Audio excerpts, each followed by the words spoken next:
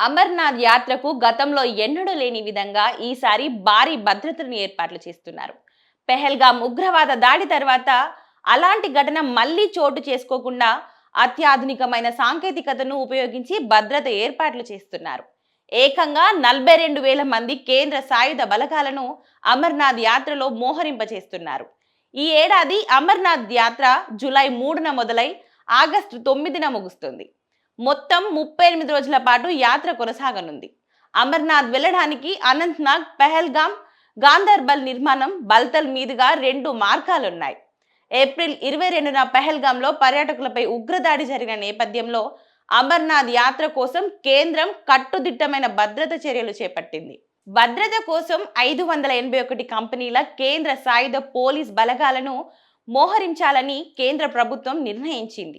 ఇందులో CRPF, CISF, BSF, ఐటీబీసీ, ఎస్ఎల్బీసీలకు చెందిన 42,000 మంది జవాన్లను యాత్ర మార్గంలో భద్రతను పర్యవేక్షిస్తారు. కొన్ని కంపెనీల బలగాలు ఇప్పటికే జమ్మూ కాశ్మీర్లో మోహరించాయని, మిగిలిన 424 కంపెనీల భద్రత సిబ్బంది వెంటనే యాత్ర మార్గంలో విధుల్లో చేరాలని కేంద్రానికి హోంశాఖ, కేంద్రం గురువారం అధికార వర్గాలు వెల్లడించాయి.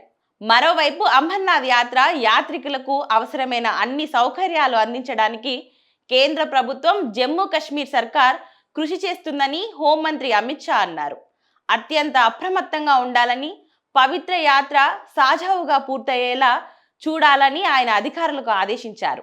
అమర్నాథ్ యాత్ర కోసం ఉన్నత స్థాయి సమీక్ష సమావేశం నిర్వహించారు. అమర్నాథ్ యాత్ర ప్రతి శివభక్తుడి కళ అని, జీవితంలో ఒక్కసారైనా అమర్నాథ్ యాత్రకు వెళ్లాలనుకునే ఎక్కువ మంది కోరుకుంటారన్నారు. అక్కడ కొలువై ఉన్న శివుడిని చూసి దర్శించాలని పరితపిస్తారు. అయితే ఈ ప్రయాణం ఎంత కష్టమైందైనా ఆనందంగానే ప్రయాణాన్ని కొనసాగిస్తారు. అలా ఏటా అమర్నాథ్ యాత్రకు వచ్చే భక్తుల సంఖ్య పెరుగుతూనే ఉంటుంది.